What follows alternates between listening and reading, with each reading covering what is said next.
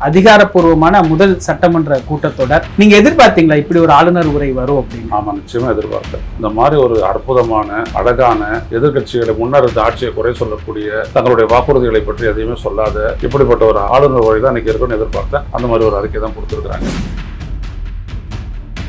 நீங்க முக்கியமான அம்சம் அப்படின்னு இந்த ஆளுநர் உரையில எதை பாக்குறீங்க? 40 நிமிஷத்துல முடிச்சதை பார்க்க ஒண்ணுமே இல்லைங்க. இதெல்லாம் என்னங்க ஆளுநர் உரையெல்லாம்? இங்க அரசியல்வாதி தேர்ந்தெடுக்கப்பட்ட ஒரு விஷன் இல்லை அப்படின்னா அங்கேயும் விஷன் இருக்காது. வெள்ளை அறிக்கை அப்படின்ற ஒரு வெண்ணெய் அறிக்கை கொடுத்துட்டாங்க. நிதிநிலை ரொம்ப மோசமா இருக்குது, என்கிட்ட எதையும் எதிர்பார்க்காதீங்க அப்படின்றத இப்படி சொல்றாங்க. ஆனா இந்த ஆளுநர் இந்த அரசு என்ன கொடுத்ததோ அதை அப்படியே அரசு குறிப்பா வாசிக்கிறாரு. அதுதான் அவருடைய வேலையே. இந்த அரசனுடைய அங்கம் தான் அவரு. எப்படி சபாநாயகரோ அதே மாதிரிதான் ஆளுநரும். இங்க ஆளுநரால இந்த அரசாங்கத்துக்கு எந்த இடையூறு வராது, இதுக்கு முன்னாடி இருந்த மாதிரி அப்படின்னு புரிஞ்சுக்கலாமா சார்? இவங்க ஏதாவது செஞ்சாதானே இடையூறு வரப்போகுது. 11ஆம் தேதி ஒரு உட்காந்தார் சீட்ல. அதுல இருந்துட்டு இன்ன வரைக்கும் பிரச்சனை பிரச்சனை பிரச்சனை. சட்டம் ஒழுங்கு சீர்கெட்டு இருக்குது, மின்சாரம் கிடையாது, பெண்கள் குழந்தைகள் பாலியல் வன்கொடுமைக்கு உள்ளாகிறாங்க, எல்லாமே நடக்குது. ஆனா இங்க எப்படி இருக்குது பாருங்க. போராடக்கூடிய விவசாயிகளுக்கு ஒரு ஆறுதல் சொல்லி ஏதாவது இருக்கா? ஆனா EVMல திருட்டுத்தானா அதெல்லாம் நல்லா நடக்குது. சட்டம் ஒழுங்கு கேட்குதா சிஎம்? அதெல்லாம் எங்க ஒதுக்கி ஒழிச்சுதுன்ற இங்க வந்தோடனே பிளேம் கேம் நீங்க பண்றீங்களா? ஸ்டாலின் சொன்ன 1000 ரூபாய் நீங்க கொடுத்துடலாம், உங்களுடைய 2500 ரூபாய் கொடுக்க போனீங்கன்னா காலி. ஸ்டாலின் சொன்ன பேருந்து பயணம்னா ஓகே, நீங்க சொன்ன பேருந்து பயணம்னா நீங்க காலி. நிறைவேற்றுவோம் ஓம் ஓம், அவ்வளவுதான் முடிஞ்சு போச்சு.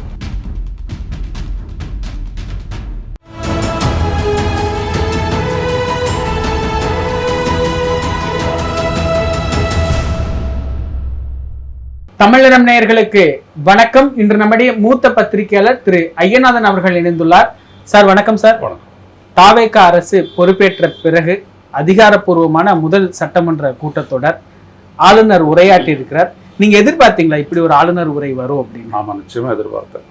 இந்த மாதிரி ஒரு அற்புதமான அழகான எதிர்கட்சிகளை முன்னர் இருந்த ஆட்சியை குறை சொல்லக்கூடிய தங்களுடைய வாக்குறுதிகளை பற்றி எதையுமே சொல்லாத இப்படிப்பட்ட ஒரு ஆளுநர் உரை தான் இன்றைக்கி இருக்குன்னு எதிர்பார்த்தேன். ஷார்ட்டாக இருக்குன்னு எதிர்பார்த்தேன். அதே மாதிரி 40 நிமிஷத்தில் முடிச்சுவிட்டார் அவரும். அந்த மாதிரி ஒரு அறிக்கை தான் கொடுத்துருக்குறாங்க. ஒரு ஆளுநர் உரை அப்படின்றது ஒரு மாநிலத்தினுடைய வளர்ச்சி தொடர்பான ஒரு விஷன் ஸ்டேட்மெண்ட். அதுதான் ஆளுநர் உரை. அதிகாரிகள் தான் எழுதி கொடுத்துருப்பாங்க. அதுதான் இந்த அரசு செய்யுது. அந்த அதிகாரிகளுக்கு விஷன்லாம் இருக்காது, அரசியல்வாதி தான் விஷன் இருக்கும். ஸோ இங்கே அரசியல்வாதி தேர்ந்தெடுக்கப்பட்டவருக்கு விஷன் இல்லை அப்படின்னா அங்கேயும் விஷன் இருக்காது. ஸோ என்ன பண்ணுறாங்க, குற்றச்சாட்டு. இந்த மாநிலம் எப்படி இருந்துச்சு, நிதி இப்போ நிதி அது ஏற்கனவே ஆரம்பிச்சிட்டாங்க. வெள்ளை அறிக்கை அப்படின்ற ஒரு வெண்ணெய் அறிக்கை கொடுத்துட்டாங்க. கொடுத்துட்டு என்ன பண்ணுறாங்க, சுச்சுவேஷன் மோசமாக இருக்குது. அதாவது அவங்களுடைய எஸ்டாப்ளிஷ் பண்ணுறது என்ன அப்படின்னா, நிதிநிலை ரொம்ப மோசமாக இருக்குது, நிதிநிலை ரொம்ப மோசமாக இருக்குது, அதனால் எங்கிட்ட எதுவும் எதிர்பார்க்காதீங்க, எங்கிட்ட எதுவும் எதிர்பார்க்காதீங்க அப்படின்றத இப்படி சொல்கிறாங்க. நிதிநிலை படு மோசமாக இருக்குது, அதை நாங்கள் மேம்படுத்துவோம், அதற்கான ஊழலை ஒழிப்போம், இப்போலாம் சொல்லிட்டு பரட்டுறாங்க. ஸோ இது என்ன அப்படின்னோம்னா ஒப்பேத்தல், வேறு எதுவுமே கிடையாது. நீங்கள் என்ன சொன்னீங்க, இதெல்லாம் தெரியாமல் நீங்கள் வாக்குறுதி அள்ளி தந்தீங்க. 2000 ரூபாய் மாதத்துக்கு, 4000 ரூபாய் படிக்காது வேலை இல்லாதவனுக்கு, அப்புறம் அடுத்தபடியாக 6 சிலிண்டரு. மோடியை பயந்து ஓடிடுவார் ரஷ்யாவுக்கு, ஐயோயோ அப்படின்ட்டு 6 சிலிண்டரு. அதுக்கப்புறம் 25 லட்சத்துக்கு இன்சூரன்ஸு, விவசாய கடன்கள் எல்லாம் தள்ளுபடி. அதுக்கெல்லாம் 1 லட்சம் ரூபாய், 1 லட்சம் கோடி கூடுதலாக வேணும் அப்படி தெரிஞ்சிட்ட உடனே அப்படியே பரட்டுறதுக்கு தான் வெள்ளை அறிக்கை கொண்டாந்துட்டு நீதி நிலைமை அப்படின்லாம் சொல்கிறாங்க. நிதி நிலைமைக்கு நேற்று பார்த்தீங்க இருப்பீங்க இந்த நாடு இப்படியெல்லாம் இருக்குது. ஸோ அதுதான் இன்றைக்கி இன்னும் சொல்லப்போனால் சட்டம் ஒழுங்கெல்லாம் சீர்கட்டு கிடைக்கிறது அப்படிலாம் இவர் சொல்கிறாரு. பொய். இந்த மாநிலத்தில் தேர்தல் நடந்துச்சு, விஜயம் போட்டிட்டார், இவங்கெல்லாம் கூட போட்டிட்டாங்க. ஒரு சட்டம் ஒழுங்கும் பிரச்சனையுமே இல்லாத தேர்தல் நடந்து முடிச்சிருக்குது, வாக்கு எண்ணிக்கை முடிஞ்சிருக்குது, இவர் பதவி ஏற்றிருக்கிறாரு. அது வரைக்கும் தமிழ்நாடு அமைதியாக இருந்திருக்கு. 11ஆம் தேதி ஒரு உட்காந்தார் சீட்டில். அதில் இருந்துட்டு இன்ன வரைக்கும் பிரச்சனை பிரச்சனை பிரச்சனை. சட்டம் ஒழுங்கு சீர்கெட்டு இருக்குது, மின்சாரம் கிடையாது, பெண்கள் குழந்தைகள் பாலியல் வன்கொடுமைக்கு உள்ளாகிறாங்க, எல்லாமே நடக்குது. ஆனால் இங்கே எப்படி இருக்குது பாருங்கள். இவங்க எப்படி சொல்கிறோம், முன்னிலை அரசு போதைப் பொருளை கட்டுப்படுத்த தவறிவிட்டதுக்கு. அது உங்களுடைய போலீஸை வச்சு ஒரு ரிப்போர்ட்டை கொடுங்க. உங்கள்கிட்ட தானே போலீஸ் துறை இருக்குது, அந்த போலீஸ் துறையை வச்சு நீங்கள் தானே போலீஸ் அமைச்சர், இப்போ விஜய் தானே போலீஸ் அமைச்சர், ஒரு அறிக்கை கொடுங்க. முன்னைய ஆட்சியில் போதைப் பொருள் கட்டுப்படுத்துறதுல எங்களோட கைகள் கட்டப்பட்டிருந்தன அப்படின்னு போலீஸ்கிட்ட கொடுங்க. நாங்களாம் நீதிமன்றத்தில் போய்ட்டு அது என்னன்னு கேட்டுடுறோம். எவ்வளோ பெரிய பொய்யா கட்டெடுத்து விடுறீங்க. இந்த மாநிலத்துக்கு தலைமை தேர்தல் அதிகாரி சொல்கிறாரு, தமிழ்நாட்டில் எப்படி இருக்குது சட்டம் ஒழுங்கு நிலைன்னு கேட்குறாங்க. எக்ஸலண்ட் அப்படின்றாரு அவர். ஒரே நாளில் தேர்தல் நடத்தி முடிச்சது காரணம் என்ன? காரணம் எக்ஸலண்ட்டு. அவ்வளோதான். வேறு எங்கேயாவது 234 தொகுதி உள்ள ஒரு ஸ்டேட்டில் வந்துட்டு பண்ணியிருக்காங்களா அந்த மாதிரி? 2 தடவை 2 கட்டம் 3 கட்டம் இப்படிலாம் தான் நடத்துவாங்க. இங்கே ஒரே கட்டத்தில் நடக்க முடிஞ்சிச்சு. ஒரே ஒரு வாக்குச்சாவடியில் கூட மறு வாக்குப்பதிவு கிடையாது. ஆனால் இவிஎம்ல திருட்டுத்தனம் அதெல்லாம் நல்லா நடந்துச்சு. அது வேறு கதை. இல்லாட்டி விஜய் அங்கே வந்து உட்கார முடியாது, ரைட்டுங்களா? ஸோ இதெல்லாம் தான் நடந்துச்சு. விவசாயிகளுக்கு 75,000 இன்றைக்கி போராடிட்டு இருக்காங்க. போராடக்கூடிய விவசாயிகளுக்கு ஒரு ஆறுதல் சொல் ஏதாவது இருக்கா? எல்லா கடன்களும் தள்ளுபடி செய்யப்படுன்றதுனால தான் அவங்க போடுறாங்க. அப்போ நிறைவேற்ற வேணாவா? ஸோ எல்லா பெண்களுக்கும் 2,200 நிறைவேற்ற வேணாவா? வாக்குறுதிகள் நிறைவேற்றப்படும், வாக்குறுதிகள் நிறைவேற்றப்படும், அவ்வளோதான். ஆனால் ஒன்றத்தை பற்றி எந்த மென்ஷனுமே கிடையாது. படித்து முடிச்சுட்டு போயிட்டாங்க, இவ்வளவுதான். திராவிட முன்னேற்ற கழகம் ஆட்சிக்கு வரும்போது தமிழ்நாட்டினுடைய பொருளாதார வளர்ச்சி 1% கம்மி. கொரோனா காலம் அவங்க 2 வருஷம் எடுத்துக்கிட்டாங்க, நியாயம் இருக்குது. இப்போ நீங்கள் ஆட்சிக்கு வரீங்க, தமிழ்நாட்டோட வளர்ச்சி 11, பொருளாதார வளர்ச்சி 11%. நீ எப்படி அதில் ஒப்பிடுவேன்? இது அதிகாரிகள் உங்கள்கிட்ட சொல்லியிருப்பான். ஆனால் பரவாயில்ல, விஜய் சொன்னால் மக்கள் நம்புவாங்க அப்படின்ற ஒரு ஏமாத்து வேலை இது. இது நீங்கள் பாருங்கள், விஜயனுடைய கவர்மெண்ட்டில் எல்லாமே இன்னும் பட்ஜெட் இன்னும் பெரிய ஒரு ஏமாற்று வேலையாக இருக்கும்போது பாருங்கள். எல்லாத்தையும் நம்ம எக்ஸ்போஸ் பண்ண தான் போகிறோம். ஏன்னா இதெல்லாம் வந்துட்டு ஒரு ஏமாற்று வேலை. ஒரு நடிகன் வந்தால் எல்லாம் சரியாயிடும், ஆகாது அப்படின்றதுக்கு அத்தாட்சி தான் இன்றைக்கி வந்து ஆளுநர் உரையை. புரியுதுங்களா? இப்போ இத்தனை நாள் ஆளுநர் உரை, ஒரு 3 வருஷமா நம்ம பார்க்குறோம், ஆளுநர் உரை இல்லாமல் தான் சட்டமன்ற கூட்டத்தொடரே இருந்தது. ஒரு இவ்வளவு இணக்கப்பாடு, ஒரு பாராட்டு பத்திரம், எந்த விதமான சலசலப்பு இல்லை. ஏன் இப்படி ஒரு இணக்கப்பாடான ஒரு ஆளுநர் உரையை நம்ம பார்க்க இல்லை? இணக்கப்பாடுலாம் ஒன்றும் கிடையாது. இன்றைக்கே வந்துட்டு வெளிநடப்பு செய்கிறது அப்படின்றது இந்த எடப்பாடி பழனிசாமி அவர்களுடைய வேலை. ஏதாவது சொல்லிட்டு வெளில போவாங்க, தேவையில்லைன்ற நான். அது எதுக்கு வெளிநடப்பு? எதுவும் தேவையில்லை. அவங்கள பேச விடு, அவங்க செய்ய விடு. அவங்க என்னன்றது ஆட்டோமேட்டிக் எக்ஸ்போஸ் ஆகிட்டு போகிறாங்க. அந்த அடிப்படையில் தான் உட்காந்துட்டு இருக்கிறாங்க. முன்னாடி ஆளுநர் உரையெல்லாம் இருந்துச்சு, ஆளுநர் படிக்கலை. அது அரசு அறிக்கை தானே, அது ஆளுநர் படிக்கல, அவ்வளோதான். முன்னாடிலாம் இருந்துச்சு. அதனால் அதை பற்றி ஒன்றும் இல்லை. அவர் ரவி இதுக்குன்னே வருவார், எங்கே இதெல்லாம் குறையுது, இவராவது ஏதோ பெரியார் அப்படின்றதெல்லாம் தப்பி தவிர ஏதோ படிச்சுட்டாரு, அதுக்கு ஒரு மன்னிப்பும் கேட்டார். என்னால் சில வார்த்தைகள்லாம் சொல்ல முடியாது, என்னோடய ப்ரொனன்சியேஷனை வந்துட்டு நீங்கள் மன்னிச்சிங்க அப்படின்னாரு. ஓகே, முடிஞ்சு போச்சு, அவ்வளோதான்.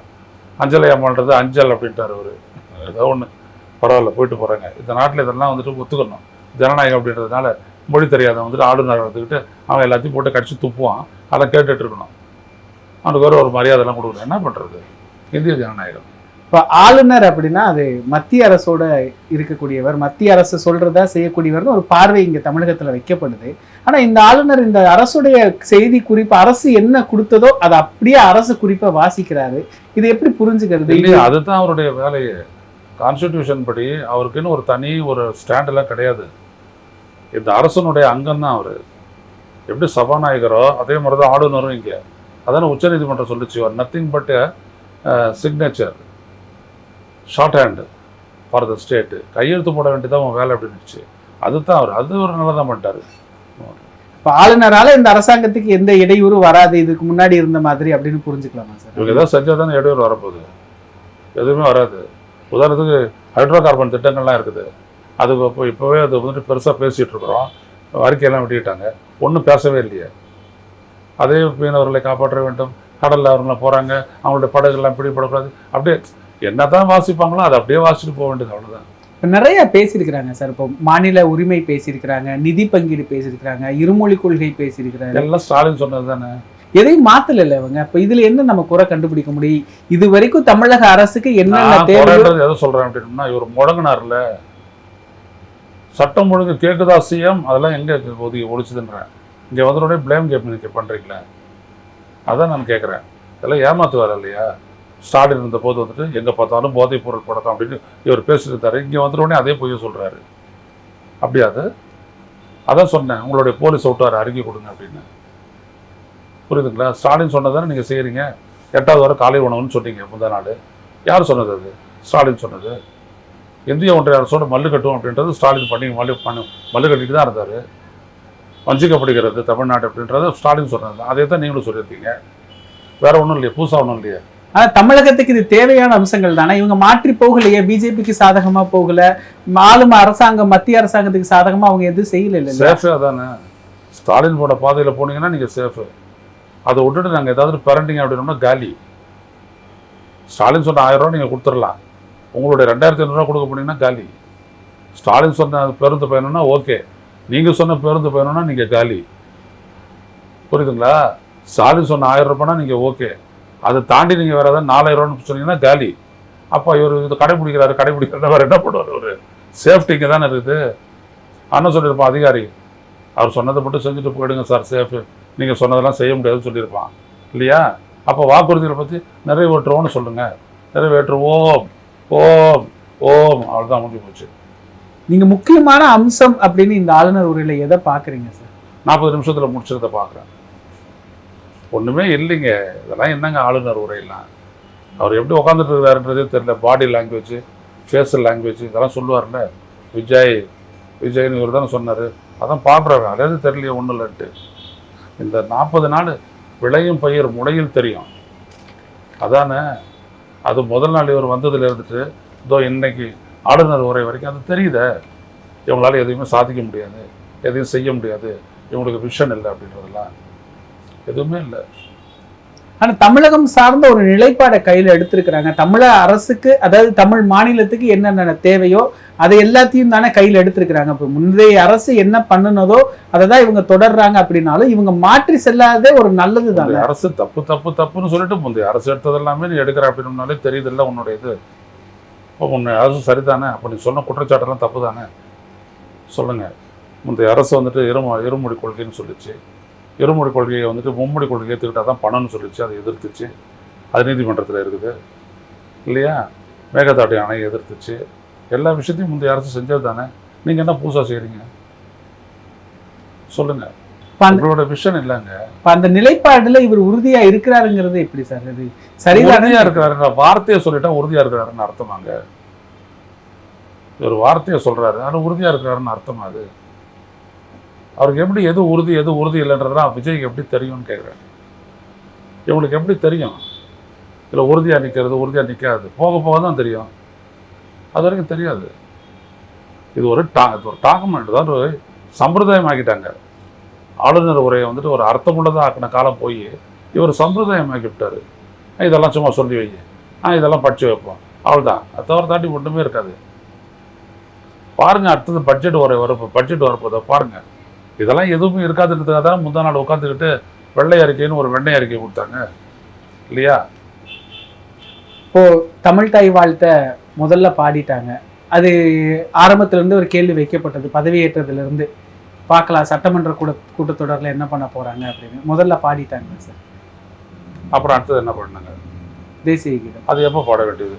இறுதியில் பாட. அது எப்போ பாடுறது? நம்ம தமிழ்நாடு சட்டப்பேரவையில். தமிழ்நாடு சட்டப்பேரவையில் எப்பவுமே இறுதியில் தான் பாடுறோம். ஏன் இப்போ வந்து 2வது பாடினாங்க? தமிழ் தாய் வாழ்த்த முதல்ல பாடிட்டோன்னு சொல்கிறாங்க. அந்த கதையெல்லாம் இல்லை. இங்கே வந்துட்டு ஒரு விதிமுறைகள் நேரத்தோட வன்னி அரசு சொல்கிறாரு. இதுக்கு முன்னாடி இந்த சபாநாயகர் இந்த சபையினுடைய நடவடிக்கை விதிகள் பற்றி சொல்லும்போது 171(1) அதில் இருக்கிறத சொல்கிறாரு.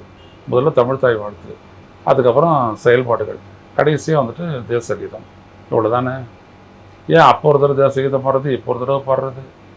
வெளியில் அங்கே வந்துட்டு ஒரு உள்ளே வந்துட்ட உடனே அங்கே ஒரு தடவை ஜனகணமன அப்படின்னு மோளம் அடிச்சுட்டு இருக்கிறது என்னத்துக்கு? இதெல்லாம் ஒரு வழிமுறை இருக்குல்ல தான். ஏன் இவங்க கடைபிடிக்க மாட்டாங்க? நான் சொன்னது தெரியுதா? இவங்க எதுவுமே ஸ்ட்ராங்காக நிற்க மாட்டாங்க. வந்தே மாதரம் பாடலையே சார். பரவாயில்ல, அதான் அதில் ஸ்ட்ராங்காக நின்ட்டாங்கல்ல. அதெல்லாம் ஒன்று இவன் ஸ்ட்ராங்காக நிற்கிறாரு. நம்ம ஸ்ட்ராங்காக நின்னோம், அதனால் அது வந்துட்டு கிடச்சிருச்சு. வந்தே மாதரம் கிடையாது அப்படின்ட்டு. இல்லாட்டி இப்போ இதுக்கும் நம்ம ஸ்ட்ராங்காக நிற்கணும் மறுபடியும். ஸோ விஜய் அரசை பொறுத்த வரைக்கும் எதிர்நிலை அப்படின்றதெல்லாம் ஒன்று எடுக்க மாட்டார். சும்மா வார்த்தையில் சொல்லிட்டு பெசாத இருப்பார், அவ்வளோதான். அவருக்கு அதெல்லாம் வந்துட்டு பிரச்சனையே கிடையாது. புதிய திட்டங்கள் எதுவும் இல்லை அப்படின்னு ஒரு குறை வைக்கிறாங்க. ஒரு 1000 ரூபாய் வருவாய் வரப்போகுது. 1000 கோடி மதுபான இதில் இருந்தது ஒரு 1000 கோடி வரும். அதுதான், அது மட்டும் தவிர வேறு எதுவுமே கிடையாது. அப்புறம் சிங்கிள் விண்டோ சிஸ்டம் ஏற்கனவே இருந்தது தாங்க. ஒரு இந்த பாருங்க, நான் ஏற்கனவே உங்களுக்கு சொல்லியிருக்கேன், ஸ்டாலினை தாண்டி அவங்களால எதுவும் சாதிக்க முடியாது அப்படின்னு. இப்போ இன்னொன்று சொல்கிறேன், ஸ்டாலின் சாதிச்ச அளவு கூட இவங்களால சாதிக்க முடியாது. ஏன்னா அதுக்கு பின்னாடி ஒரு நிபுணத்துவம் இருந்தது. ஸ்டாலின் எதை செஞ்சாலும் அதுக்கு பின்னாடி ஒரு நிபுணத்துவம் இருந்துச்சு. அவங்களுடைய நிபுணர்களுடைய கலந்து ஆலோசிச்சு அவங்களுடைய ஆலோசனை கிடங்க ஒன்று செஞ்சார். இவங்க கூட யார் இருக்கா? இவங்க பின்னாடி ஆடு யாரும் இல்லை, முன்னாடி ஆடு இல்லை. ஸோ இவங்க சொன்னது கேட்டுட்டு தான் செய்வாங்க. ஏன்னா இவங்களுக்குன்னு எதுவும் தெரியாது, எந்த விஷயமும் இல்லை. ஆனால் நீங்கள் எதையுமே எதிர்பார்க்க முடியாது. அதுதான் நான் மீண்டும் மீண்டும் வலியுறுத்தி சொல்கிறேன். ஸோ இவர் ஸ்டாலின் போட்ட பாதையில் போகிறாருன்னா அதான் மீசி, அதான் பெஸ்ட்டு. அதை தாண்டி ஒரு போக முடியாது. ஏன்னா பெஸ்ட்டு அவைலபிள் இந்த சூழலில் அதிகபட்சம் என்ன செய்ய முடியுமோ அது ஸ்டாலின் செஞ்சுட்டாரு. இதுக்கு தாண்டி செய்ய முடியும்னா அது அவரால் தான் செய்ய முடியும், இவங்களால பண்ண முடியாது. இப்போ இவங்க இவ்வளோ சொல்கிறாங்களே மதுபான விற்பனை இல்லத்தில் அப்படின்னு, அந்த 10 ரூபா கொள்முதல், அந்த 40 ரூபா, அதை பற்றி எதாவது வந்துச்சா? வரல. மணல் கொள்ளையை பற்றி எதாவது வந்துச்சா? வரல. ஏன் வரல? சொல்லணும்ல, வருவாய் இல்லைல்ல. மணல் கொள்ளையை தடுத்து நிறுத்தினா 50,000 கோடி வரும்ல, ஏன் அது சொல்லலை? நம்மளும் ஒரு இதையும் சொல்லிக்கிட்டே தான் இருக்கிறோம். நான் விஜய் கொடுத்த புக்கிலேயே அது இருக்குது. அந்த ஹைட்ரோ கார்பன் அபாயம் புத்தகத்திலே இருக்குது, 200வது பக்கத்தில். நம்ம ஒரு ஆற்றுப்படுகையெல்லாம் எப்படி கொள்ளையடிக்கப்படுகின்றன அப்படின்றதெல்லாம் கொடுத்துருக்குறேன். ஏன் அதெல்லாம் சொல்ல மாட்டேங்கிறாங்க? அப்போ யோசிக்க வேண்டியது இருக்குல்ல, இவங்க ஊழல் அற்ற ஆட்சி தருவாங்களா இல்லை ஊழல் உற்ற ஆட்சி தருவாங்களா அப்படின்றது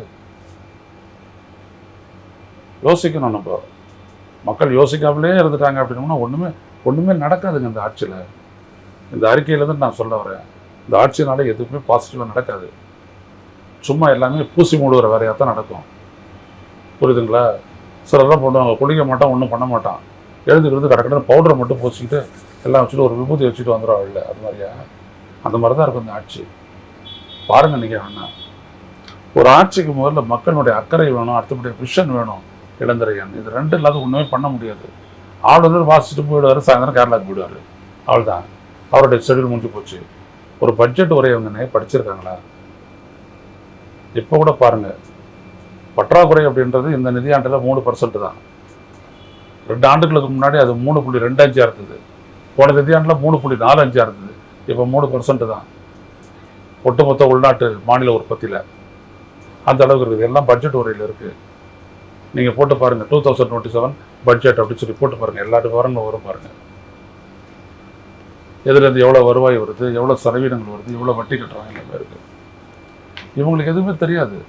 இவங்க என்ன நினச்சிட்டாங்க, அதாவது விஜய் சொன்னார்ல, பட்ஜெட்டில் 4.5 லட்சம் கோடி பட்ஜெட் வந்துட்டோடனே அதில் அப்படியே ஒரு 20-30% வீட்டுக்கு அனுப்பி, அதாவது இவர் என்ன நினச்சிட்டாரு, போட்டியாக பணம் வரும் சீஃப் மினிஸ்டர் ஆஃபீஸு வந்துட்டோடனே இல்லை ஒரு 3 பொட்டி எடுத்துமே நம்ம வீட்டில் வச்சிரு அப்படி சொல்லுவாங்க. அந்த மாதிரி நினச்சிட்டாரு. ஒருவேளை அவர் அப்படி சினிமாவில் வாங்கியிருக்கலாம், சரி என் வீட்டில் எடுத்து போய் பொட்டி இறக்கிடுங்க பாத்திரமா அப்படின்னு சொல்லியிருக்கலாம் அப்படின்னு சொன்னார். எல்லாம் காகிதம் தான் அப்படின்றதெல்லாம் தெரியவே தெரியாது இவங்களுக்கு. அப்படியேப்பட்ட ஆட்கள் தான் இன்றைக்கி ஆட்சிக்கு வந்துருக்குறாங்க. தமிழ்நாட்டு மக்கள் நல்லா அனுபவிப்பாங்க. ஏமாத்திட்டாரா சார் விஜய் தமிழ்நாடு? இல்லை, அவருக்கு தெரியல, நாம் ஏமாந்துட்டோம். இந்த மக்கள் இருக்கிறாங்களே அவங்க ஏமாந்தாங்க, அவருக்கு ஓட்டு போட்டவங்க ஏமாந்தாங்க, அவ்வளோதான். மற்றபடி ஏமாத்துறது EVM தான் ஏமாத்துச்சு, வேறு எதுவுமே இல்லை. இந்த மீட்டிங் வச்சாருன்னா அப்படியே ஆக்ரோஷமா அப்படி கத்தி பேசுறாரு. அது வெளியில, அப்புறம் வேற எங்கேயுமே அவர் ஒரு வார்த்தை பேசி நம்ம அது வெளியில சட்டப்பேரவைக்கு வந்துட்டாருன்னா இன்னும் பயங்கரமா இருக்காரு பாருங்க. பார்த்தீங்கல்ல இன்னைக்கு கூட. சரி, அதெல்லாம் விமர்சிக்க வேணாம், விட்டுருங்க. ஏன்னா உனக்கு சீஃப் மினிஸ்டர் அவர் தான், எனக்கு சீஃப் மினிஸ்டர் அவர் தான், வேற வழி இல்லை. நிகழ்கால அரசியல் குறித்து பல தகவல்களை பகிர்ந்து கொண்டதுக்கு நன்றி. இதே போன்று நிகழ்கால அரசியலின் சாரம்சங்களை அரசியல் ஆளுமைகளின் நேர்காணல் வழியே தொடர்ந்து காண தமிழ் நிறம் வலையொலியை சப்ஸ்கிரைப் செய்யுங்கள். தங்களின் மேலான கருத்துக்களை கருத்துளை பெட்டியில் பதிவிடுங்கள். நன்றி, வணக்கம்.